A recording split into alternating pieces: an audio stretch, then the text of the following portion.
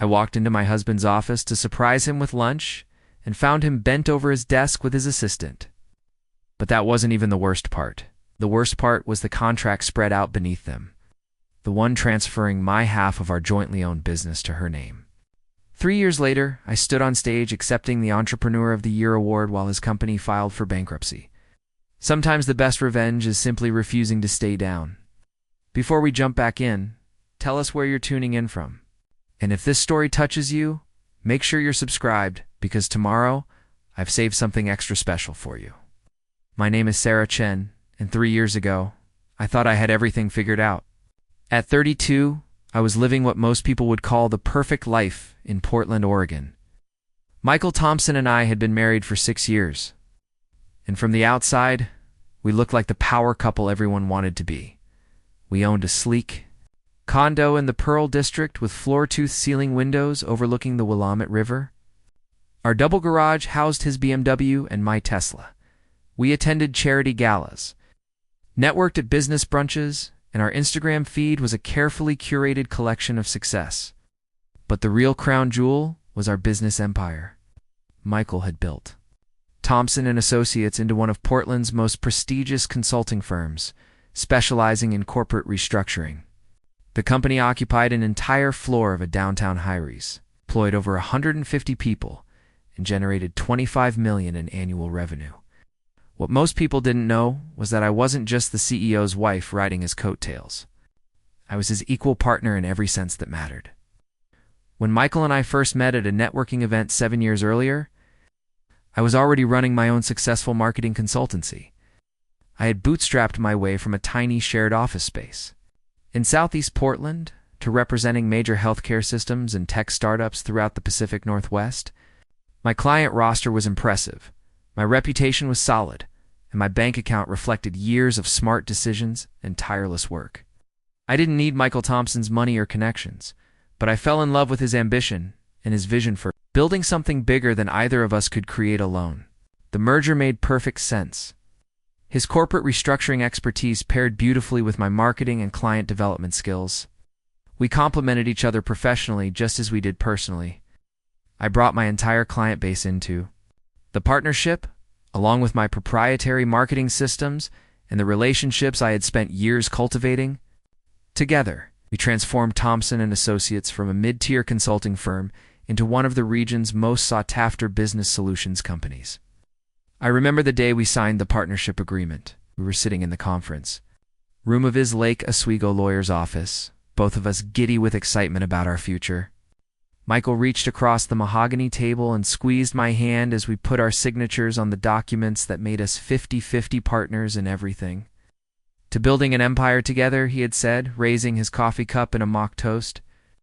I laughed and clinked my cup against his, completely trusting that we were writing the first chapter of a beautiful story.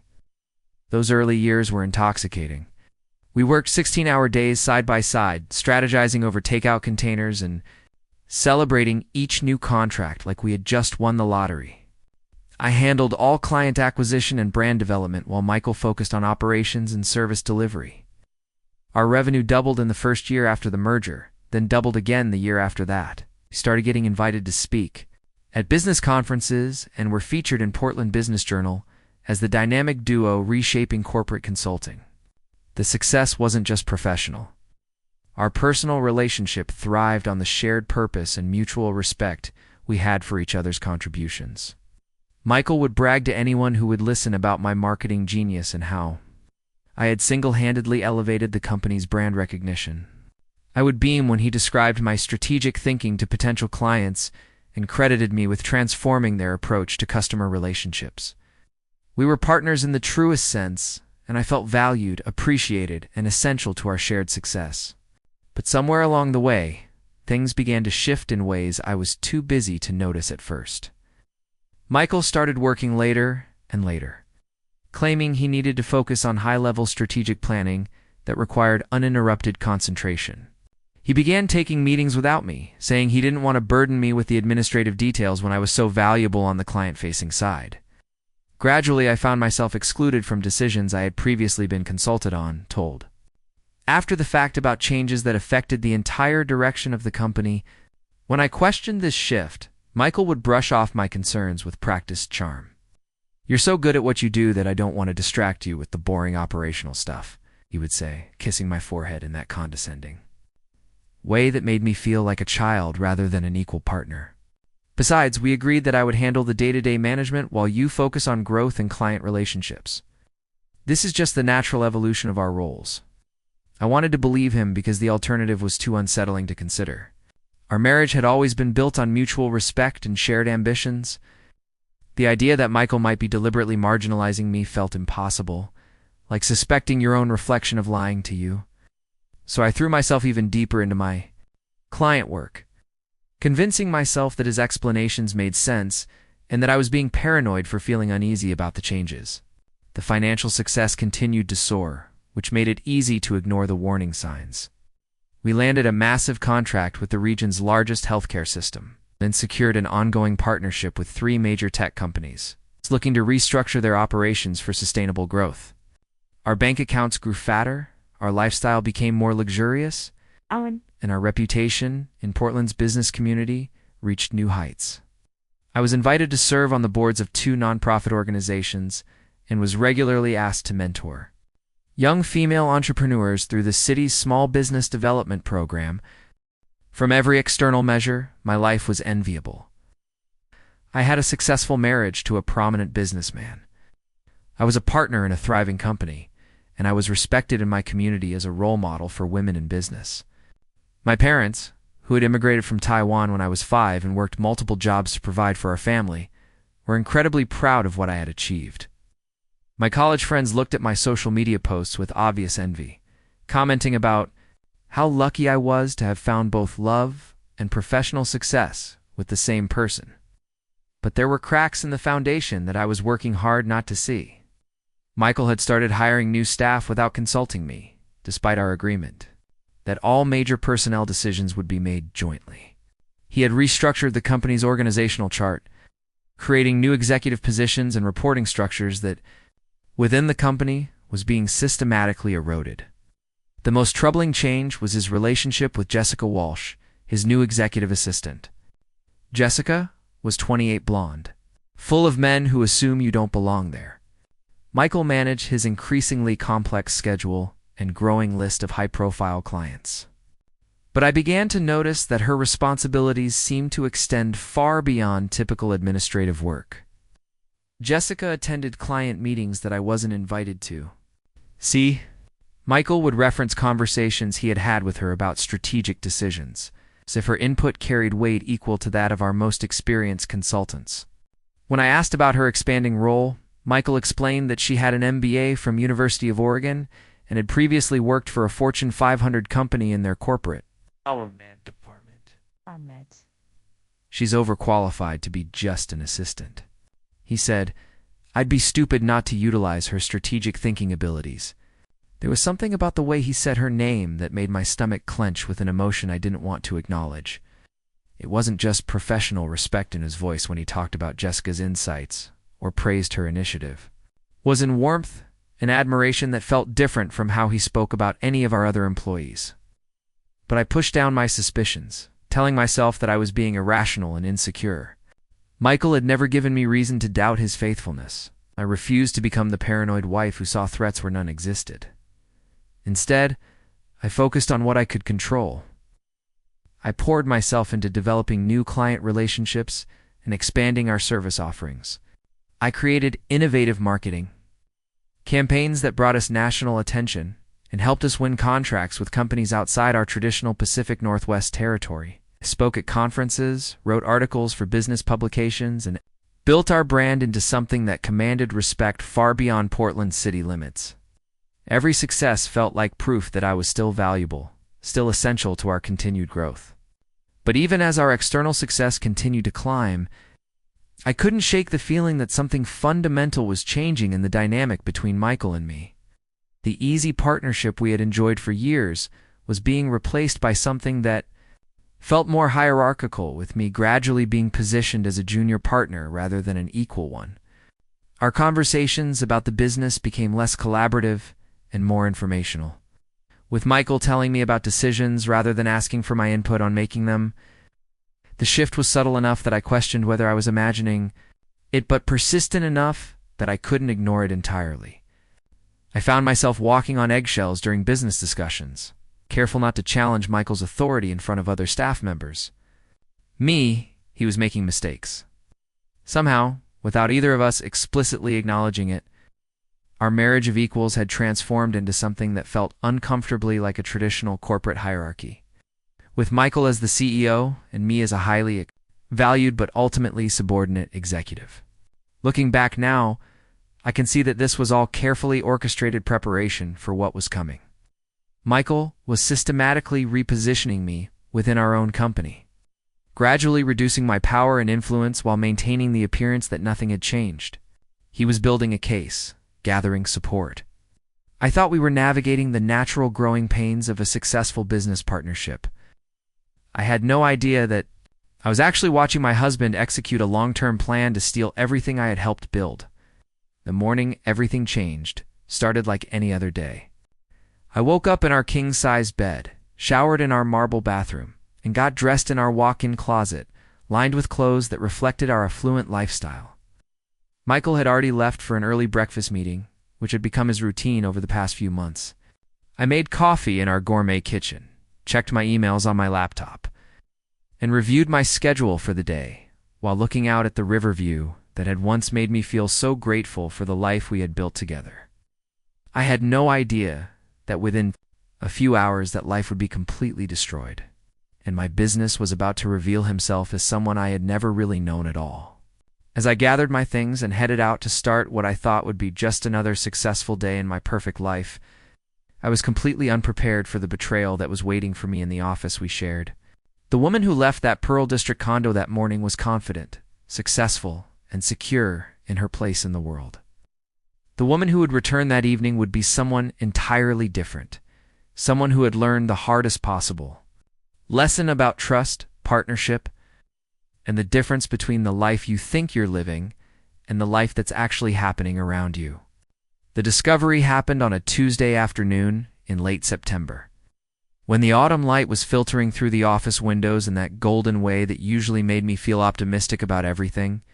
Across town, successfully securing a contract extension that would bring in another $200,000 over the next year, planning to surprise him with lunch and share the good news about the contract. The elevator ride to the 25th floor felt longer than usual, but I attributed that to my excitement. I was mentally rehearsing how I would tell Michael about the client's enthusiastic response to our proposal, how they had specifically praised the innovative marketing strategy I had developed for their rebranding campaign. These moments of professional triumph were still precious to me, still felt like proof that despite all the subtle changes in our dynamic, I remained an essential part of our success story. The reception area was unusually quiet when I stepped off the elevator. Our front desk coordinator, usually bright and chatty, barely looked up when I walked past. Preparing and narrating this story took us a lot of time, so if you are enjoying it, subscribe to our channel. It means a lot to us. Now back to the story. Several staff members who normally would have stopped to congratulate me on landing the contract seemed to avoid eye contact entirely. At the time, I thought perhaps everyone was just busy with their own deadlines, but looking back, I realize they already knew something I didn't. They had been watching the drama unfold for weeks, maybe months. And my arrival was simply the final act in a play where I was the only person who didn't know the script. Michael's office was at the end of the hall, behind double doors with frosted glass panels that usually provided privacy while still allowing light to filter through. As I approached, I could hear voices inside, his familiar baritone mixed with Jessica's higher-pitched responses. They seemed to be having an intense discussion about something, and I hesitated for a moment, not wanting to interrupt what might be an important business conversation. But then I heard Michael laugh in a way that made my chest tighten with recognition. It was the same intimate, delighted laugh he used to reserve for me during our private moments. The sound he made when he was genuinely charmed by something someone had said. I knocked softly and waited for a response, but the conversation inside continued as if they hadn't heard me. After a few seconds, I knocked again, more firmly this time. The voices stopped abruptly, and I heard the rustling of papers and the scraping of chair legs against the floor. Michael's voice called out, slightly strained, telling me to come in. When I opened the door, the scene that greeted me was one that would replay in my mind countless times over the following months. Each detail burned into my memory with the clarity that comes from moments of profound shock. Michael was standing behind his massive oak desk, his shirt slightly wrinkled, and his hair mussed in a way that suggested he had been running his hands through it. Jessica was on the other side of the desk, smoothing down her skirt and adjusting her blazer with the kind of quick, guilty movements that told a story all by themselves. The air in the room felt charged with an energy that had nothing to do with business discussions and everything to do with interrupted intimacy. But it was what I saw spread across Michael's desk that made my knees go weak and my carefully planned surprise lunch feel suddenly absurd. The documents scattered across the leather desk pad were unmistakably legal papers. And even from across the room, I could see my name printed in bold letters across the top of several pages. As my eyes focused on the text, the words began to make sense in a way that felt like having cold water poured directly into my veins. These were partnership dissolution documents, papers that would transfer my 50% ownership in Thompson and associates to Jessica Walsh, effective immediately. The terms were laid out in precise legal language that left no room for interpretation. Everything I had worked for, everything I had built, everything I had contributed to our shared success, was being signed away as if it had never belonged to me at all. Michael cleared his throat and attempted to straighten his tie, but his hands were shaking slightly, betraying the casual tone he was trying to maintain. "Sarah, this isn't what it looks like," he said, which was possibly the most ridiculous statement anyone had ever made in the history of adultery and corporate theft. Jessica, to her credit, didn't even attempt to maintain the pretense. She looked directly at me with a mixture of defiance and satisfaction that told me everything. I needed to know about how long this had been planned and how little guilt either of them felt about what they were doing to me. "Actually, Jessica," said her voice steady and confident in a way that made me realize this was far from her first time in a situation like this. "It's exactly what it looks like. Michael and I have been discussing the future direction of the company, and we've decided that some organizational changes are necessary for continued growth." The way she said "we" with such casual ownership made my stomach lurch. This wasn't just an affair. This was a complete takeover, personal and professional, executed with the kind of calculated precision that could only come from months of careful planning. I set the bag of Thai food down on the chair nearest the door, because my hands were trembling too badly to hold it steady. The smell of pad thai and green curry that had seemed so appealing 20 minutes earlier now made me feel nauseated. "Those are partnership dissolution papers," I said, surprised by how calm my voice sounded when everything inside me was screaming. "You're signing over my half of the company to your assistant." Michael stepped around the desk, presumably to put himself between Jessica and me. Though whether that was to protect her or to block my view of the remaining documents, I couldn't tell. "Sarah, you need to understand that this is a business decision, not a personal one. The company has evolved beyond what either of us originally envisioned, and the current structure isn't serving our growth potential."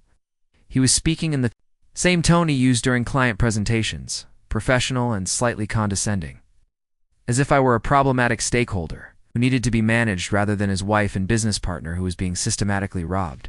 "A business decision," I repeated, feeling the words taste strange in my mouth. "Transferring my ownership to the woman you're clearly sleeping with is a business decision." I looked directly at Jessica when I said this, and she didn't even have the decency to look embarrassed. Instead, she lifted her chin slightly and met my gaze with the kind of cold confidence that told me she had won, and she knew it. "My relationship with Jessica is separate from these business considerations," Michael continued, but his voice lacked conviction. "The fact is, she has brought a level of strategic insight and operational efficiency to the company that has been invaluable. Her MBA from University of Oregon and her experience in corporate development make her uniquely qualified to help take Thompson and Associates to the next level."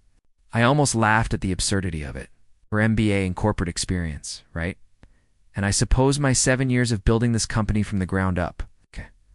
My client relationships that generate 60% of our revenue, and my marketing strategies that built our brand recognition count for nothing. The anger was starting to break through the shock, and I could feel my voice rising despite my efforts to maintain control. Jessica stepped forward then, and I saw something in her expression that chilled me more than Michael's betrayal had. She wasn't just sleeping with my husband and stealing my company. She was enjoying it.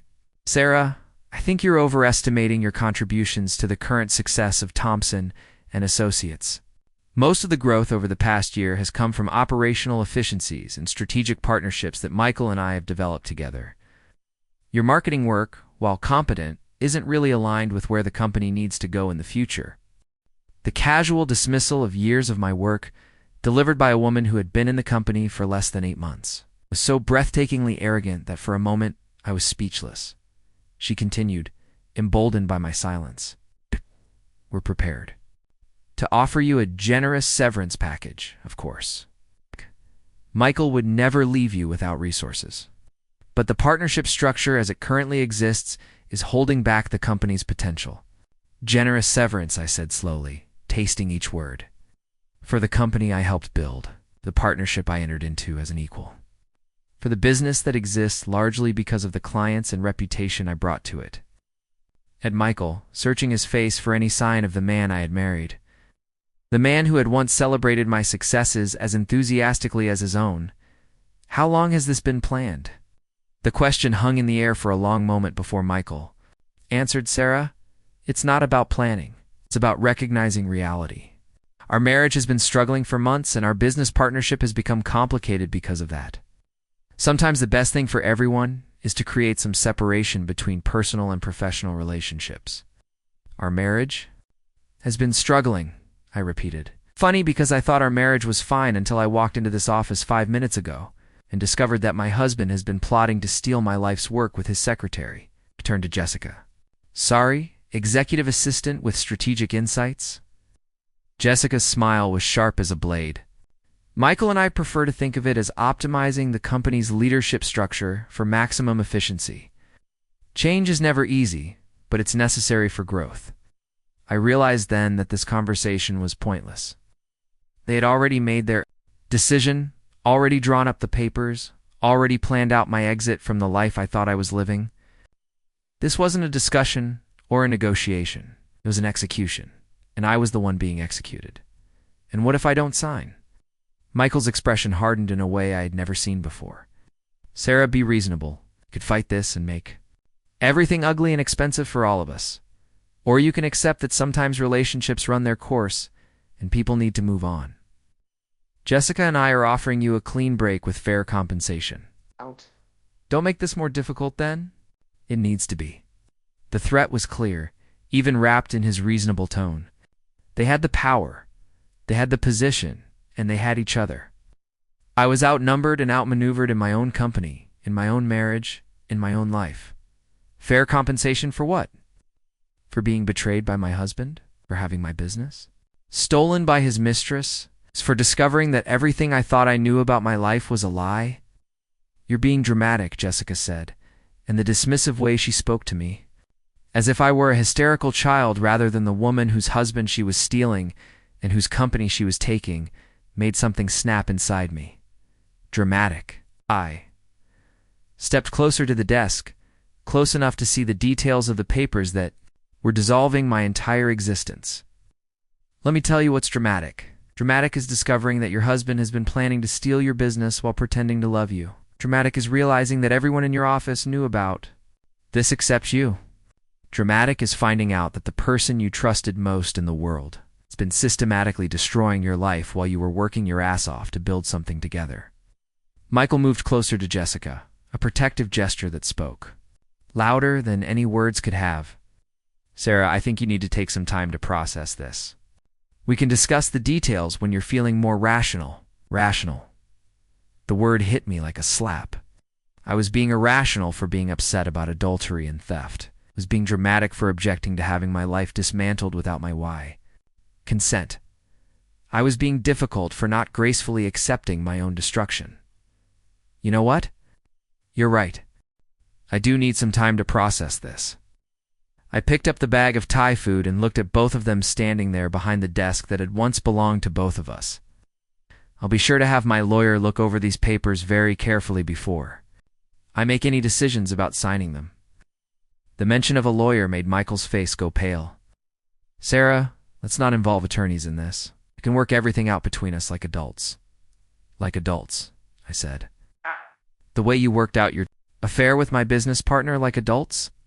The way you decided to steal my company like adults? Is that kind of adult behavior?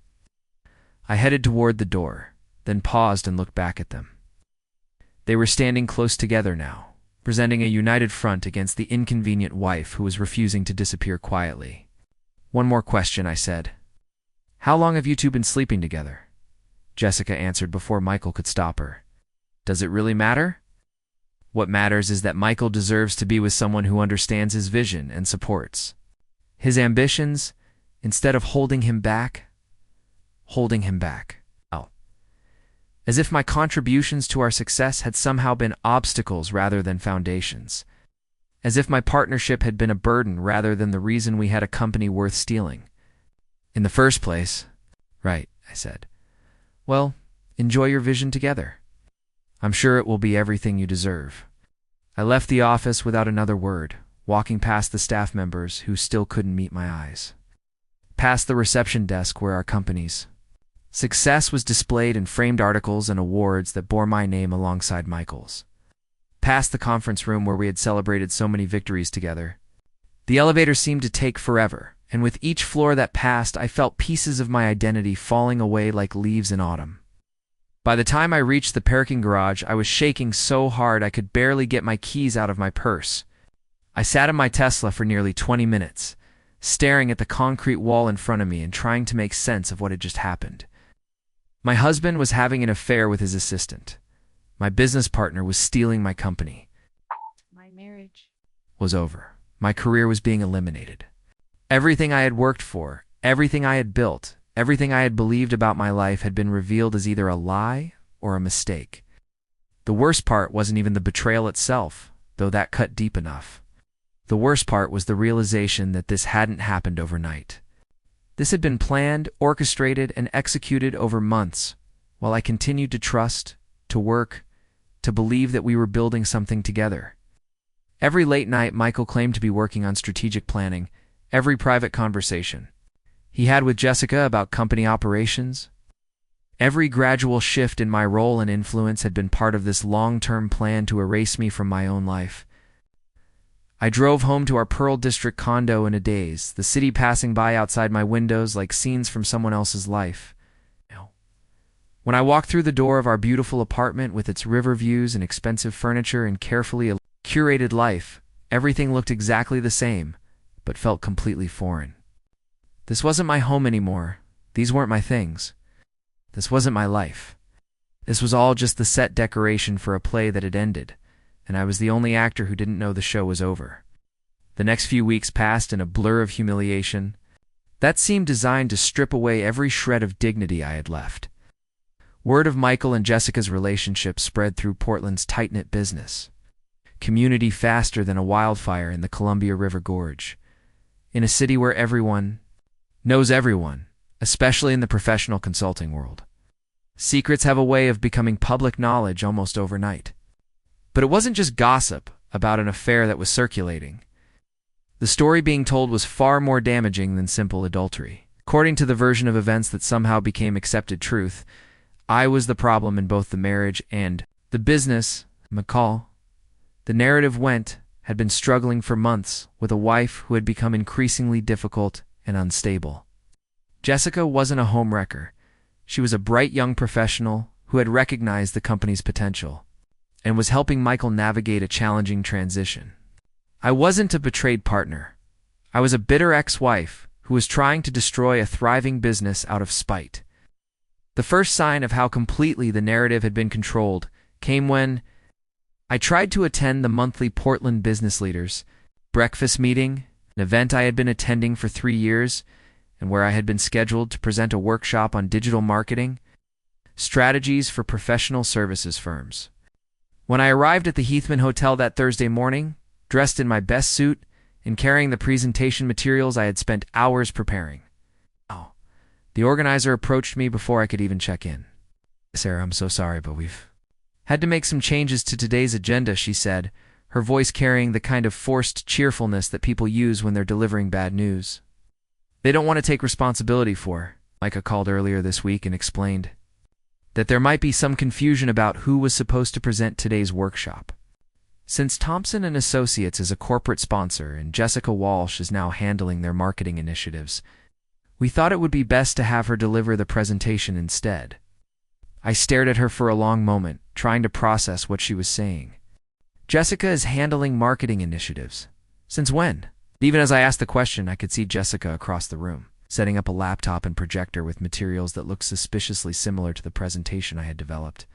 She was wearing a navy blue suit that looked expensive and professional, and she moved with the confidence of someone who belonged exactly where she was. I think there might be some confusion about my role at Thompson and Associates, I said carefully. I'm still a partner in the company, and this presentation was my idea. I developed all the content and strategies we're discussing today. The organizer's smile became even more strained. I'm sure you understand that we can't get involved in internal company disputes. Michael was very clear that Jessica Walsh is now the point person for all marketing-related presentations and that any content developed during her tenure belongs to Thompson and Associates, not to individual employees. It's individual employees. The phrase hit me like a physical blow. In the span of 2 weeks, I had gone from being a respected business owner and community leader to being described as a disgruntled individual employee trying to claim credit for work that didn't belong to me. I watched Jessica begin her presentation, using slides that contained my research, my strategies, and my case studies. While I stood in the back of the room like an uninvited guest at my own professional funeral, the content Jessica was presenting was material I had developed over months of research and client work. The case studies she was sharing were from my client relationships, projects where I had personally managed every aspect of the campaign development and implementation.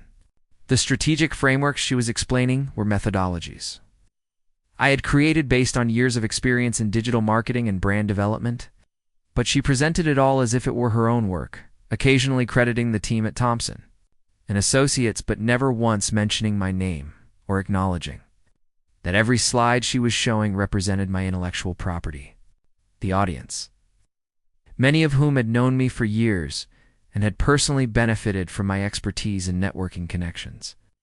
Listen to Jessica's presentation with apparent interest and engagement. During the question and answer session, several people asked follow-up questions about implementation strategies and best practices, treating Jessica as the expert and original thinker behind concepts that she had simply stolen from my files. When the presentation ended, she received enthusiastic applause and was immediately surrounded by business leaders wanting to discuss potential consulting opportunities. I tried to approach a few people I had considered friends and professional allies, hoping to clarify the situation and explain what was really happening. But every conversation felt like walking through quicksand. People were polite but distant, speaking to me with the kind of careful neutrality that suggested they had already heard a version of the story that painted me as unreliable or problematic. When I tried to explain that the presentation Jessica had just given was based entirely on my work, I was met with uncomfortable smiles and suggestions that I should work things out directly with Michael rather than involving other people in what they clearly viewed as a messy, personal dispute. The most devastating moment came when Patricia Hendricks, the CEO of one of our biggest clients and someone I had worked closely with for over 2 years, approached me after the presentation. Patricia and I had developed what I thought was a genuine professional friendship based on mutual respect and successful collaboration. She had personally requested me for several high-profile projects and had frequently praised my strategic thinking and creative problem-solving abilities. Sarah, I hope you don't mind me asking, I've been hearing some confusing things about changes at Thompson and Associates, Patricia said, her voice carrying the careful tone people use when they're fishing for information about potentially scandalous situations. Michael called me last week to introduce Jessica as our new primary contact for all marketing initiatives. He explained that you've been going through some personal challenges and that the company thought it would be best to transition your client relationships to someone who could provide more consistent service. Personal challenges. The euphemism made my skin crawl. Patricia, I'm not having any personal challenges that would affect my ability to serve your account. In fact, I'm the one who developed the entire strategic framework that's been driving your campaign success over the past year. Jessica has been with the company for less than 8 months and has never worked directly on your account." Patricia's expression shifted in a way that told me she had already received a different version of this story and was now trying to figure out which narrative to believe.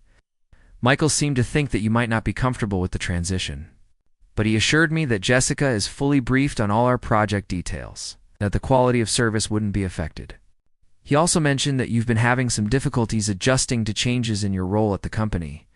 Difficulties adjusting to changes in my role, as if being systematically excluded from my own business and having my responsibilities transferred to my husband's mistress, was simply a matter of struggling with workplace evolution.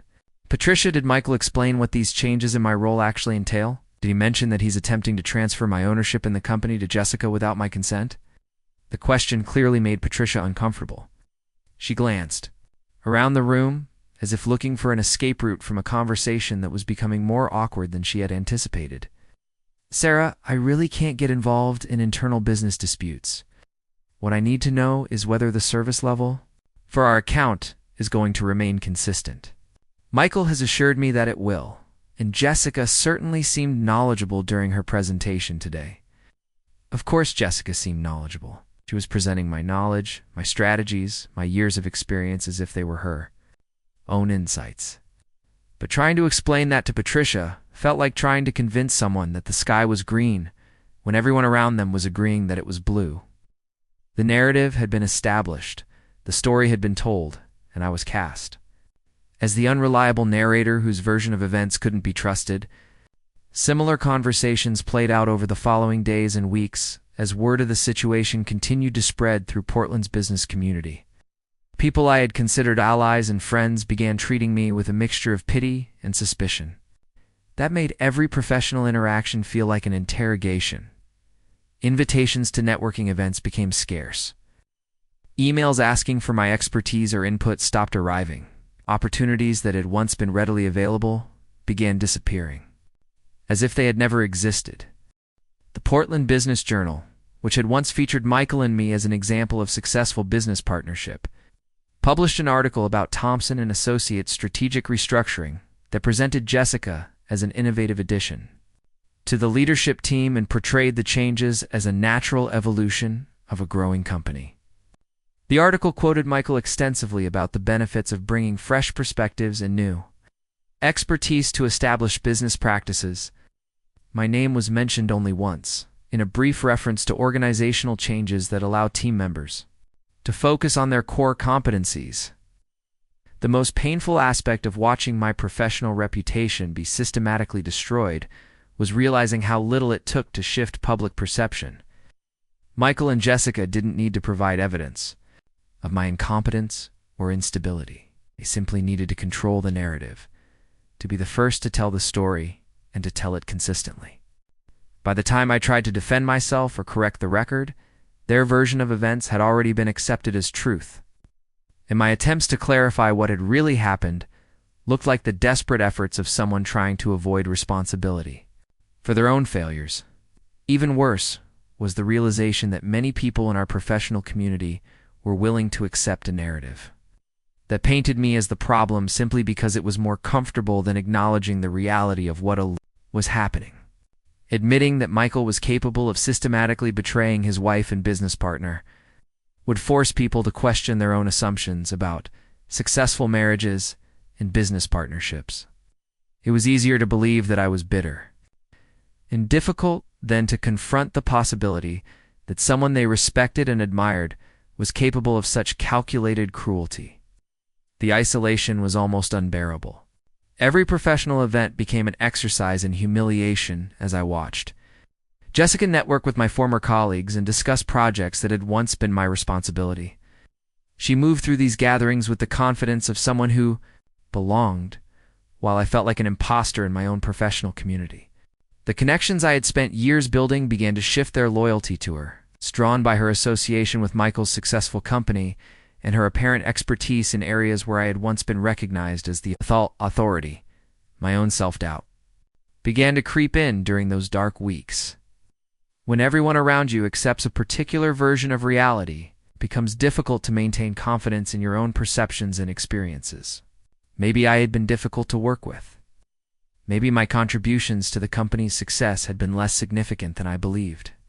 Maybe Michael and Jessica were right about my inability to adapt to changing circumstances and evolving business needs. But then, I would remember the files on my computer, the emails in my inbox, the contracts I had negotiated, and the relationships I had built. I would think about the late nights I had spent developing strategies that were now being presented as Jessica's innovations. The client meetings where my insights had transformed struggling campaigns into success stories, the revenue I had generated, through relationships that took years to cultivate. Whatever narrative was being told about my professional competence, I had the documentation to prove what I had actually contributed to Thompson and Associates' success. The challenge was that in the court of public opinion, documentation matters, less than perception. People believe the story that makes the most sense to them, the version of events that aligns with their existing assumptions and biases. Michael was a successful CEO with a thriving company. Jessica was an attractive, articulate professional with impressive credentials. I was an estranged wife going through a difficult divorce.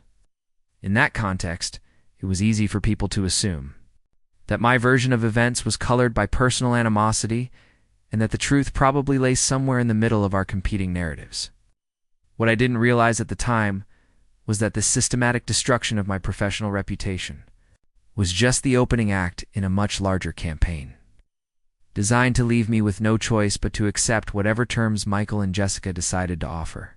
By isolating me from my professional network and undermining my credibility in the business community, they were ensuring that I would have no allies, no alternative opportunities, no leverage to fight for what was rightfully mine.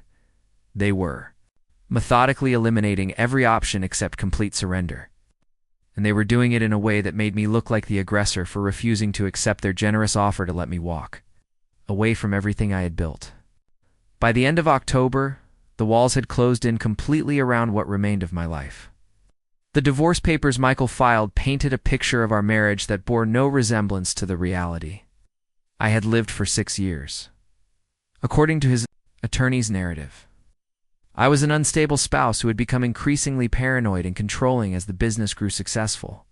The legal documents described me as someone who had made unreasonable demands on Michael's time and attention, who had interfered with his ability to make necessary business decisions, and who had become jealous and resentful of other employees' contributions to the company's success. The most devastating aspect of the divorce filing was how it reframed every moment of tension or disagreement we had ever had as evidence of my mental instability and unsuitability as a business partner. Normal marital conflicts became examples of my inability to maintain professional boundaries. My questions about company decisions became proof of my paranoid and controlling nature. My concerns about Jessica's expanding role were presented as evidence of my unreasonable jealousy and inability to work collaboratively with other professionals. Michael's attorney had clearly done extensive preparation for this character assassination. The filing included statements from employees at Thompson and Associates who described me as difficult to work with and prone to emotional outbursts during business meetings. These were people I had hired, trained, and worked alongside for years.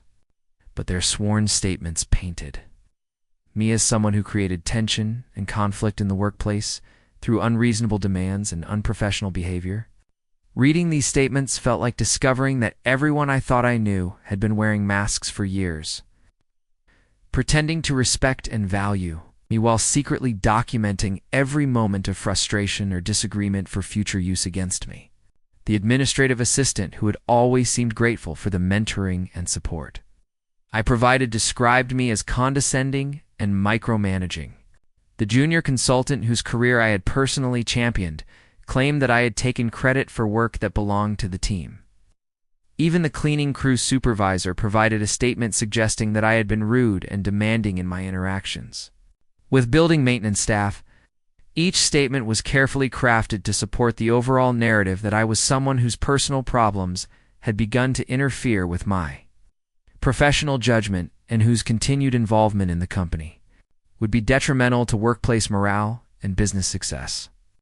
The cumulative effect was devastating, creating a legal record that portrayed me as exactly the kind of person any reasonable business owner would want to remove from a position of authority and influence.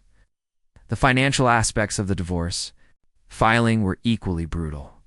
Michael's attorneys argued that my contributions to Thompson and Associates had been significantly less valuable than claimed, and that the company's success was primarily due to his leadership, vision, and business relationships.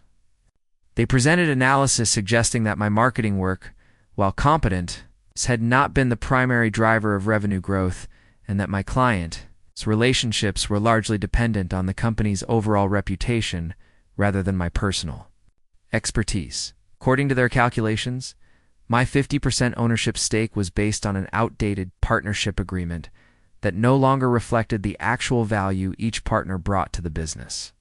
They proposed a settlement that would give me a 15% stake in the company, with the majority ownership transferring to Michael and a significant minority stake going to Jessica in recognition of her strategic contributions and future potential.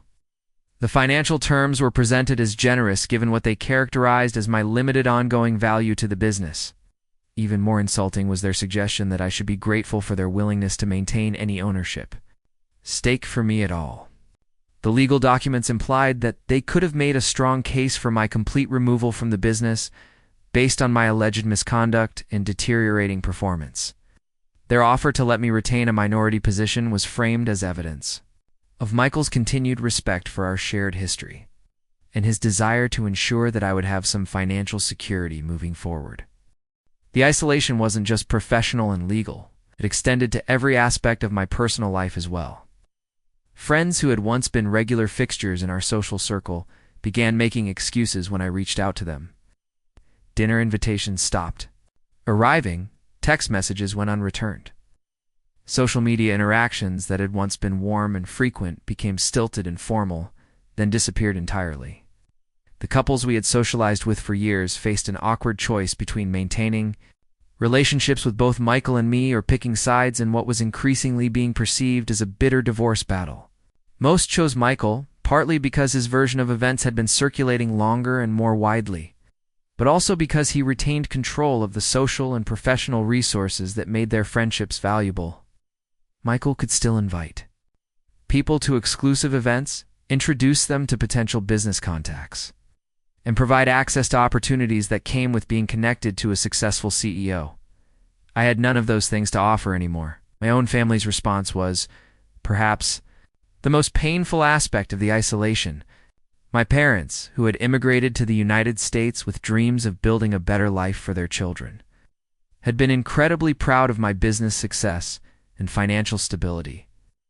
They had often spoken to their friends about their daughter, who had married well and built a thriving company with her husband. The shame of having to explain that their successful daughter was actually getting divorced, and losing her business felt overwhelming. When I tried to explain what was really happening, my mother's response revealed how completely the narrative had shifted even within my own family. "Sarah, maybe you should think about what you might have done wrong in your marriage," she said, during one particularly difficult phone conversation. "Successful men like Michael don't just throw away good marriages for no reason. Maybe you were working too much and not paying enough attention to your husband's needs." The suggestion that I was somehow responsible for Michael's decision to cheat and steal my business was devastating, but it reflected how deeply certain assumptions about marriage and gender roles were embedded even in people who loved me. Mother couldn't conceptualize a scenario where a successful man would betray a devoted wife unless that wife had somehow failed in her fundamental responsibilities. It was easier to believe that I had neglected my marriage than to accept that Michael was capable of calculated cruelty and systematic deception. My father's response was different but equally painful. He had always been proud of my business acumen and had often told his friends about his daughter, who was just as smart as any man in business. But when faced with the reality of my situation, his advice focused on practical considerations rather than justice or fairness. "Cut your losses," he told me during one conversation. "Take whatever settlement they're offering and start over. Fighting will only cost you more money and make everything worse." The isolation was compounded by the fact that I was running out of financial resources to sustain the fight.